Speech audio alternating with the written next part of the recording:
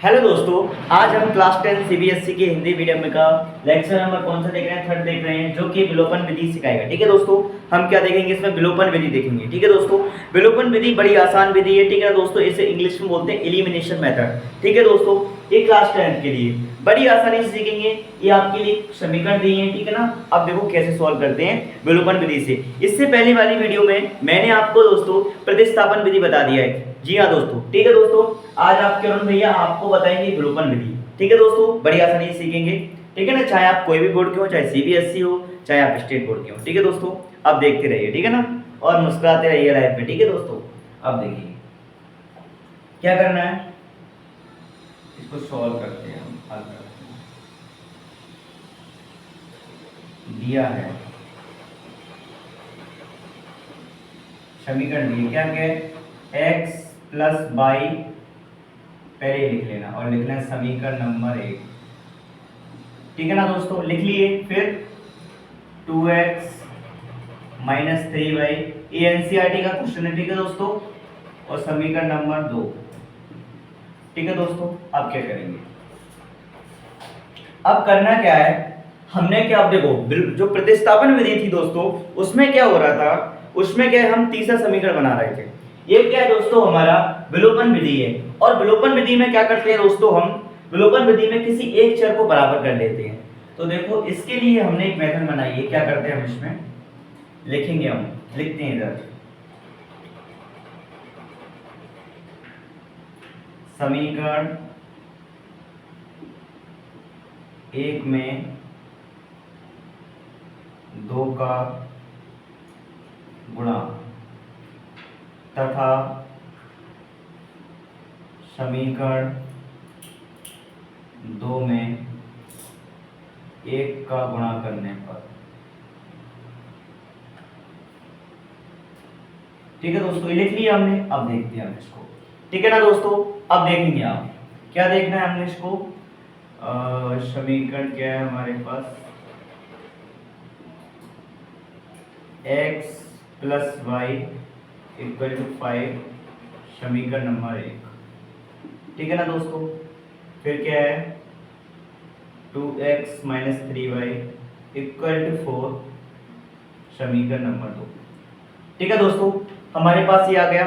और हमने क्या कहा कि जो विलोपन विधि होती है उसमें हम किसी एक चर को बराबर करते हैं। ठीक है दोस्तों, अब देखो, ताकि हमारे पास किसी एक चर की या तो x को काट देंगे या फिर y, जो कि पूरी तरह कट जाएगा। अब क्या बोला हमने, समीकरण 1 में 2 का गुणा, समीकरण 1 में 2 का। ठीक है दोस्तों, ये हमने देखो, अब देखो इसकी मैं ट्रिक क्या बता रहा हूँ। या तो देखो इसका गुणा इन दोनों का, जो इस वाले का जो गुणा है ना, इसमें किसका गुणा हो रहा है, 1 का गुणा हो रहा है। इसका गुणा इस वाले समीकरण में करो, और जो इसका गुणा है ये 2, इसका गुणा इस वाले समीकरण में कर दो। बस ऐसा करते हैं। ठीक है दोस्तों, आप चाहे तो इन दोनों का भी कर सकते हो, ऊपर नीचे, जिससे क्या होगा, समीकरण का कोई एक चर बराबर हो जाएगा और वो कट जाएगा और हमारे पास एक चर का मान आ जाएगा।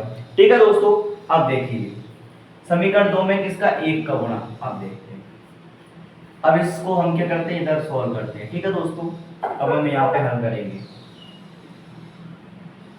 देखो 2 एकम 2 कितना आया, 2x प्लस 2y और कितना आया 10। इधर देखिए ये आ गया 2x, 2 का मल्टीप्लाई x में करो, 2 का गुणा इस x में करेंगे, आप इस वाले x में करेंगे, फिर 2 का गुणा इस y में करेंगे, फिर 2 का गुणा इस 5 में कर देना। ठीक है दोस्तों, तो क्या आ गया 2x plus 2y equal to 10। ठीक है दोस्तों, अब इसमें क्या होगा, इसमें 1 का मल्टीप्लाई हो रहा है तो क्या होगा, 2x minus 3y equal to 4।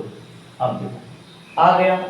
अब हम क्या करेंगे, लिख देंगे, क्या करेंगे, घटाने पर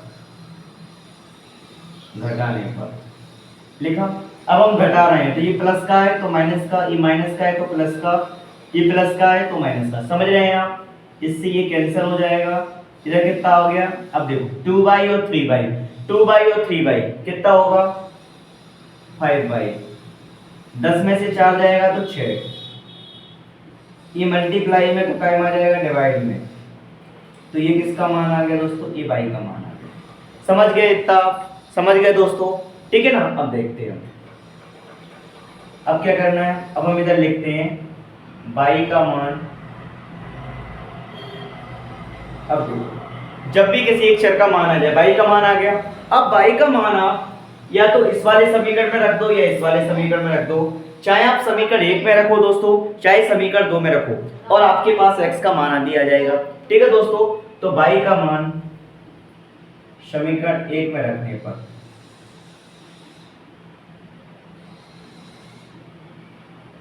ठीक है दोस्तों, तो समीकरण 1 में रख देंगे हम। देखते हैं समीकरण 1 क्या है। ठीक है दोस्तों, x प्लस y का मान कितना है 6/5। ठीक है दोस्तों,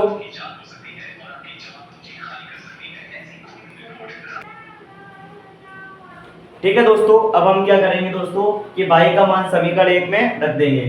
तो देखो, अब इधर देखो,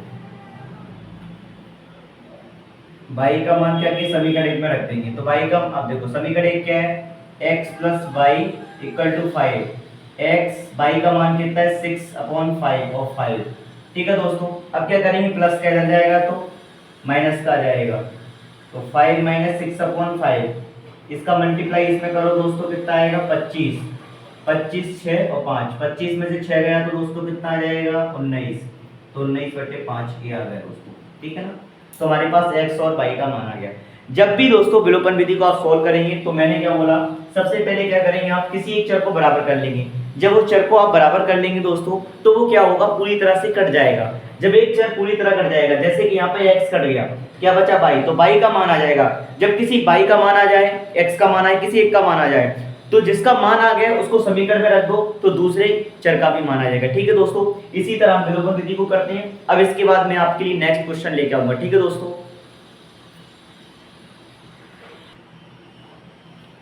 अब दोस्तों देखिए हमारे पास ये क्वेश्चन है, क्वेश्चन नंबर 2 है। ठीक है ना, विलोपन विधि को कैसे हल करते हैं। मैं देखो प्रैक्टिस के लिए आपको 2 कराऊंगा और आपको बुक से प्रैक्टिस करनी है। पहला जो क्वेश्चन था वो एनसीईआरटी का था, ये हमारे सीबीएसई के स्टैंडर्ड लेवल के क्वेश्चन हैं। ठीक है दोस्तों, तो देखो हमको क्या है, जब तक हम प्रैक्टिस नहीं करेंगे तब तक हमको मैथ्स नहीं बनेगा। इसलिए टीचर सिर्फ 2 क्वेश्चन करा सकता है, 1 करा सकता है, 3 करा सकता है, 4 करा सकता है, बट जब तक आप खुद से नहीं करेंगे ना तब तक आपको नहीं बनेगा। इसलिए आपको अपनी प्रैक्टिस बढ़ानी है दोस्तों, तो आपको खुद से करना पड़ेगा। अब इस वाले सवाल को मैं करा देता हूँ। ठीक है दोस्तों,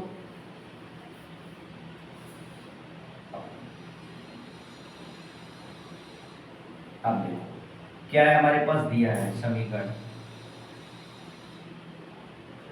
x minus y equal to 3। कौन सा है, समीकरण नंबर 1। ठीक है दोस्तों, जैसे मैं आपको करा रहा हूं वैसे ही सारे क्वेश्चन सॉल्व होंगे। विलोपन विधि के जितने सारे क्वेश्चन हैं सभी इसी मेथड से दोस्तों सॉल्व होंगे। ठीक है दोस्तों, 3x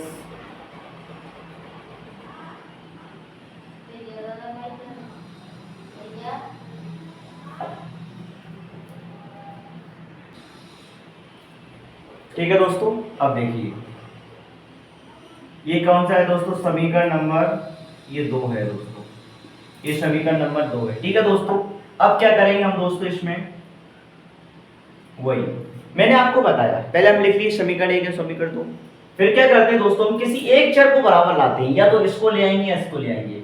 अभी मैंने क्या किया था दोस्तों, x से x चर, ठीक है ना, तो आप y से भी ले सकते हैं, तो अभी मैंने x से लिया था, y से भी ले सकते हैं। ठीक है दोस्तों, ये नहीं है कि आप x से ही लेके आएंगे। ठीक है दोस्तों, पर लेकिन मैं आपको कंफ्यूजन ना करते हुए x से ही लेके दिखाऊंगा, वरना आप कंफ्यूजन हो जाएंगे। ठीक है दोस्तों, अब क्या करेंगे, तो हम क्या करेंगे, समीकरण 1 में 3 का गुणा तथा समीकरण 2 में 1 का गुणा। अब तुम कहेंगे समीकरण 1 में समीकरण 2 में 1 का गुणा क्यों, क्योंकि देखो x है, हम मानेंगे कि इसके साथ 1 का मल्टीप्लाई हो रहा है तो x ही आएगा। ठीक है दोस्तों, ऐसा सिस्टम। अब देखिए, अब हम क्या करेंगे, इनको लिख लेंगे, x minus Y 3x minus 2y और 10 ये दोस्तों समीकरण नंबर 1 है, ये दोस्तों समीकरण नंबर 2, ठीक है ना।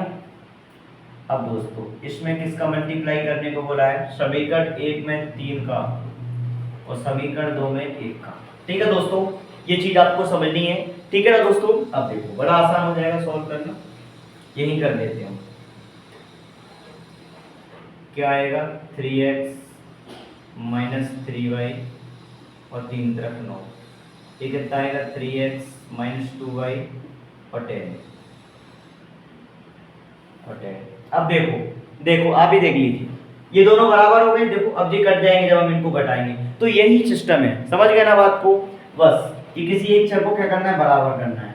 अब देखो इनको लिख लेते हैं हम, 3x माइनस 3y और 9, 3x minus 2y equal to 10, ठीक है ना दोस्तों। अब हम क्या करेंगे, इधर लिख देंगे घटाने पर, ठीक है ना दोस्तों, घटाने पर। ये प्लस का है तो माइनस का, माइनस का है तो प्लस का, प्लस का है तो माइनस का, समझ गए दोस्तों, ठीक है ना दोस्तों। अब देखो ये कट जाएगा माइनस प्लस का, ये कितना आएगा, ये माइनस का y आएगा दोस्तों, ये माइनस का 1 आएगा। अब कैसे आएगा सुनो, इसमें क्या है, माइनस का जो 3 है ना, 3 बड़ा है, तो हमने क्या पढ़ा था प्लस माइनस के चिन्ह में कि बड़ी संख्या के सामने वाला चिन्ह, बड़ी संख्या के सामने वाला चिन्ह हम हमेशा लेते हैं। तो बड़ी संख्या क्या है 3 और 3 के सामने क्या है माइनस, तो समझ गया ना, 3 में से 2 जाएगा तो 1 बचेगा, 1 बाई। अब देखो वही फिर बात, 10 माइनस 10 क्या है, बड़ी संख्या है, माइनस का है, 9 से बड़ी संख्या है, तो जब 10 में से 9 जाएगा तो 1 बचेगा, पर माइनस का क्यों, क्योंकि बड़ी संख्या के सामने वाला चिन्ह दोस्तों हम लेते हैं, इसलिए आया। आपके सारे कॉन्सेप्ट हो जाएंगे क्लियर। माइनस से माइनस कट गया, कितना आ गया, कितना आया, y इक्वल टू 1 आया। इसको बॉक्स में बना। अब दोस्तों करना क्या है, अब आप चाहें तो या लिख सकते हैं y का मान, मैंने बोला ना, अब y का मान आ गया। अब x का मान ज्ञात करने के लिए आप y का मान समीकरण 1 में लिख दो, चाहे समीकरण 2 में रख दो, जिस समीकरण में रखना है रख दो दोस्तों, आसानी से आ जाएगा, ठीक है दोस्तों। अब देखते हैं, ठीक है ना, तो y का मान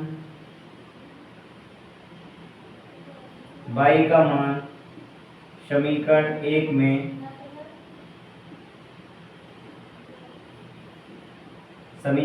में रखने पर, ठीक है दोस्तों। अब देखो